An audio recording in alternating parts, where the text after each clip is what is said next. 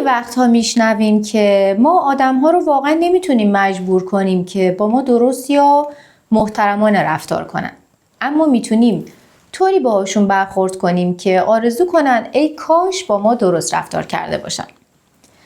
اما با خودمون میگیم که چطور همچین چیزی ممکنه؟ چجوری من میتونم برخوردی بکنم که طرف با خودش بگه ای کاش که مثلا با طرف مقابلم من درست و محترمانه رفتار کرده بودم.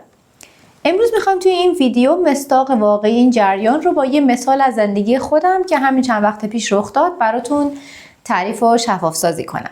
دوستای خوبم سلام، من دکتر فرزانه بخشیان هستم و اینجا کانال موفقیتی به نام زندگی. اینجا قراره کنار همدیگه تلاش کنیم تا داستان زندگیمون رو تغییر بدیم. پس اگر هنوز کانال ما رو سابسکرایب نکردین ازتون دعوت میکنم با فشار دادن دکمه ساب و زدن زنگوله هر لحظه از دیدن ویدیوهای جدید مطلع بشید.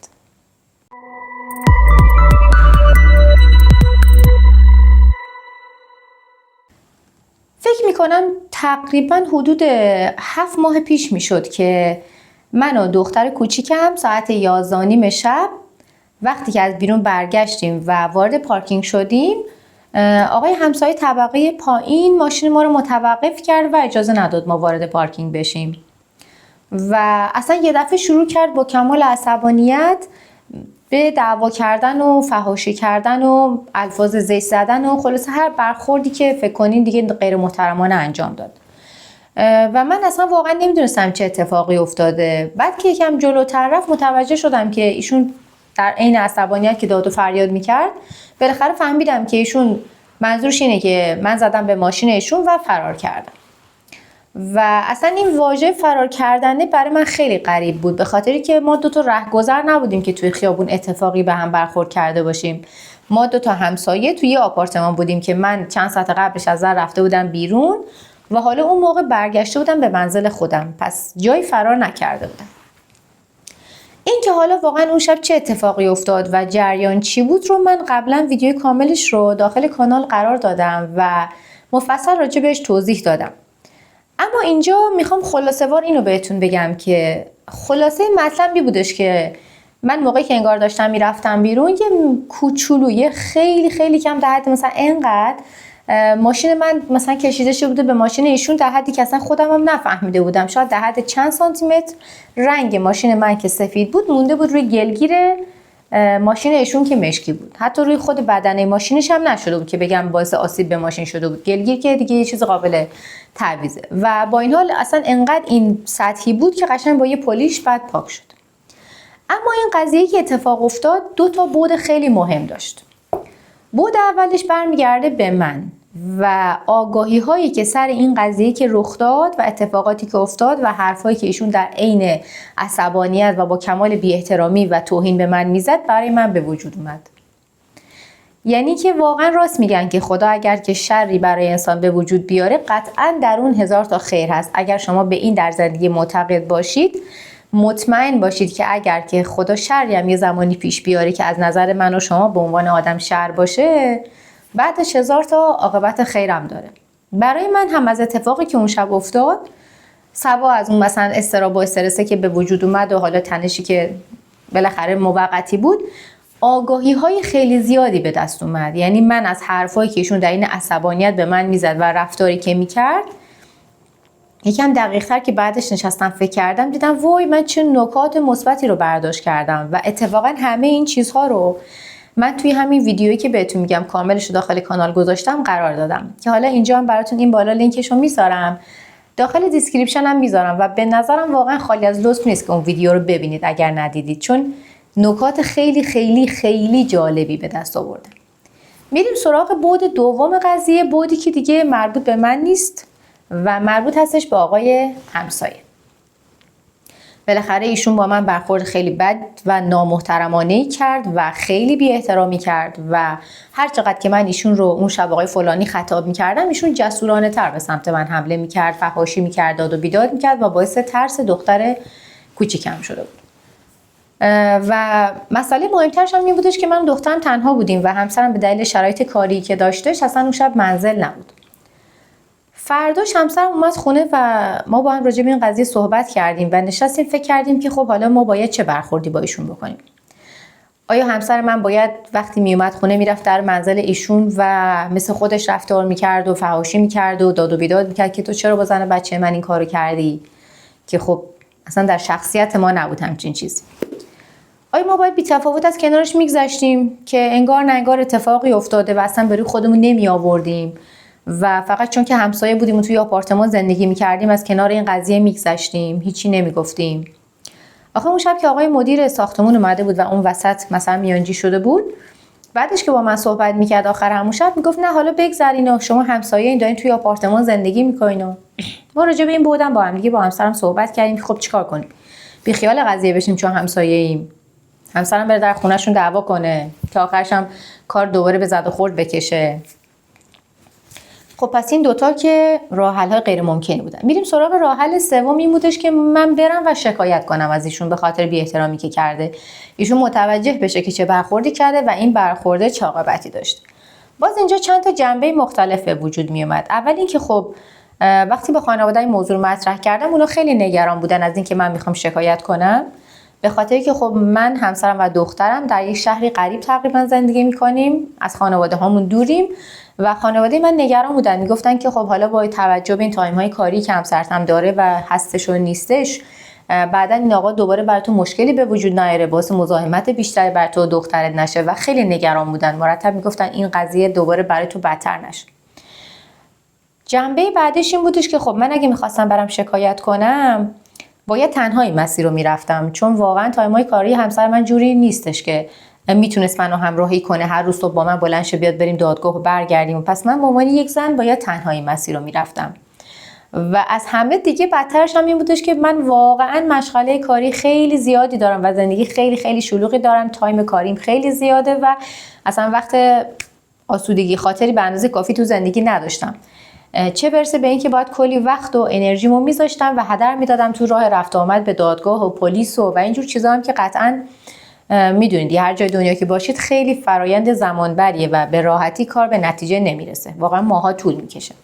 همینجور که الان که من اینجا نشستم و این ویدیو رو دارم براتون ضبط میکنم 7 ماه از این موضوع گذشته تا بالاخره دادگاه ما به سرانجام رسید. اما در نهایت من هی نشستم 2 تا 4 تا کردم دیگه، همسرم گفت حالا انتخاب با خودته، ببین چیکار می‌خوای بکنی.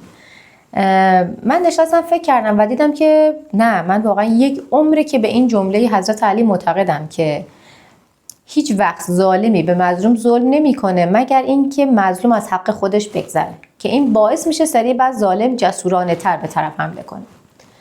پس دیدم که در شخصیت من نیست که من به این راحتی از کسی که به من توهین کرده بگذرم و خب بیخیال قضیه بشم دیگه. اون چند روزی که ما به این موضوع فکر می‌کردیم، طبق تحقیقاتی که انجام دادیم من و همسرم از همسایه‌ها و اهل محل متوجه شدیم که ایشون قبل از اینکه این اتفاق برای من بیفته بارها چندین فقر سابقه دیگه از این رفتارهای زشت و فحاشی و توهین به بقیه اهالی محلم داشته.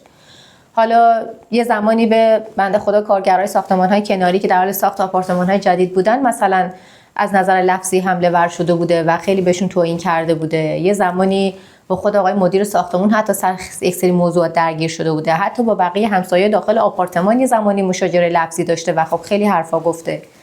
اما هر بار هم از کنار این قضیه راحت گذشته بودن. حالا اون که بنده خدا کارگر بوده که دستش به جای بر نبوده و خب اصلا نمیتونسته بره دنبال این قضیه، بقیه هم که مدیر ساختمون بوده، بقیه همسایه‌ها بودن هم همه به خاطر اینکه گفتن حوصله نداریم و ولش کن و این اخلاقش همینه، خلاصه هم از قید این جریان گذشته بودن و این باعث شده بود که آقای همسایه ما هر سری جسورانه‌تر با نفر بعدی برخورد کنه و بگه خب حتما که سری بعدی هم هیچ کس با من هیچ برخوردی نمیکنه، تا اینکه برسه به من و بگه خب دیگه آقایون که از کنار این قضیه گذاشتن دیگه، یه خانوم میخواد چیکار کنه. در حالی که من همون شبم حتی اصلا به صورت غیر ارادی وسط حرفام فقط ایشون وقتی خیلی فحاشی میکرد بهش گفتم که آقای فلانی من میرم و از شما شکایت میکنم، ولی خب ایشون حرف من رو به سخره گرفت و باور نکردش. پس من تصمیم گرفتم هرچند مسیر سخت و طولانی باشه قدم بذارم و تنهایی پیش برم و نترسم دیگه، چون که ترسیدن که معنی نداره. اگه من میخواستم بترسم بگم من یه خانم تنها هستم، خیلی وقتا تایمای کاری همسرم نیست، من تنها میمونم، رفت و آمداش همش با خودمه، و هزار تا مسئله جانبی، خب باز هم این قضیه برای ایشون ادامه دار میشد.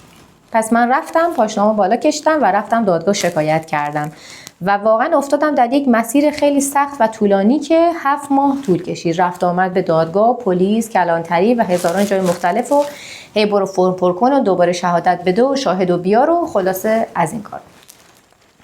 تا اینکه بالاخره آخرین جلسه دادگاه ما بعد از 7 ماه همین چند وقت پیش برگزار شد و ایشون به مبلغ فکر کنم حدود 20 میلیون تومان جریمه نقدی محکوم شد.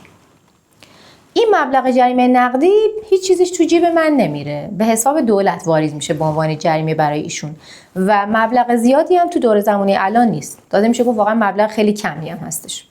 ولی میخوام اینو بهتون بگم که همین 20 میلیونه که شاید از نظر من و شما ارزشی نداره، برای یه نفر مثل ایشون به اندازه 20 میلیارد ارزش داره. آقای همسایه ما از نظر اقتصادی در سطح متوسط رو به بالای جامعه قرار داره. بعد الان به خودتون میگین که خب پس چجوری میگین 20 میلیونه براش خیلی میارزه؟ حالا میخوام یه نکته اینجا بهتون بگم که به نظرم الان به ذهنم رسید و خیلی مهمه که بگم، اینه که من بر این معتقدم که اصلاً میزان ثروتمند بودن آدم‌ها به مقدار پولی که تو جیبشون هستش ارتباطی نداره. من بر این باور هستم که واقعاً گدایی صفته و پولداری منشه. قطعاً شما هم در زندگیتون بارها با آدم‌های خیلی خیلی ثروتمندی برخورد کردید که آب از دستشون نمیچکیده و خیلی گدا صفت بودن. قطعاً برای هممون پیش اومده. من آدم‌هایی در زندگی میشناسم که در گذشته دور خیلی ثروتمند بودن، یه خانواده ما باشون در ارتباط بودیم، ولی هیچ وقت یادم نمیره وقتی که برای اولین بار ما منزل اینها دعوت شدیم به اون کاخی که داشتن برای ما پیتزای گوجه فرنگی سفارش داده بودن و این موضوع خیلی برای من عجیب بود که اصلا الان بعد از سالها واقعا در ذهن من مونده. آدم‌هایی هم واقعا در زندگی میشناسم که اگر 1 تومن توی جیبشونه 2 تومنش رو خرج میکنن، چون در ذات خودشون باورشون اینه که ثروتمند هستن و انقدر خودشون رو لوتی منش میدونن و لوتی مرام هستن که اصلا این پوله که 1 تومن دارن 2 تومن خرج میکنن اصلا به نظرشون نمیاد. آقای همسایه ما هم با برداشتی که من از رفتار اون شبش کردم و دیدم با اینکه در نظر اقتصادی در سطح متوسطی رو به بالای ایشون و روی ماشینش هم فقط شاید در حد 3-4 سانتی متر یه لک سفید روی گلگیر ماشین مونده بود و ایشون به خاطر اون رد لک که با یه پولیش هم فرداش رفت و برطرفش کرد، این همه واقعا شخصیت خودش رو زیر سوال برد و به یه خانم حمله ور شد، از نظر لفظی فحاشی کرد، حرفای زشت زد و اصلا اون چه که نباید میکرد کرد. پس دیگه وقتی که بخواد 20 میلیون تومان به دولت پرداخت کنه، برای اون به اندازه 20 میلیارد ارزش داره و جریمه خوبی به عنوان تنبیه براش. من از حرفایی که اون شب آقای همسایه گفت نکات مثبت زیادی برای خودم به دست آوردم. این جنبه خیری بود که برای من در اون شهر اتفاق افتاد و توی اون ویدیو قبلیه گفتم.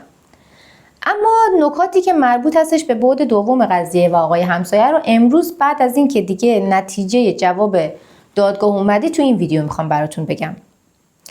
اول اینکه اگر کسی در حقتون ظلم کرد، در هر سطحی که بود کوتاه نیایید. از تنها بودن نترسید.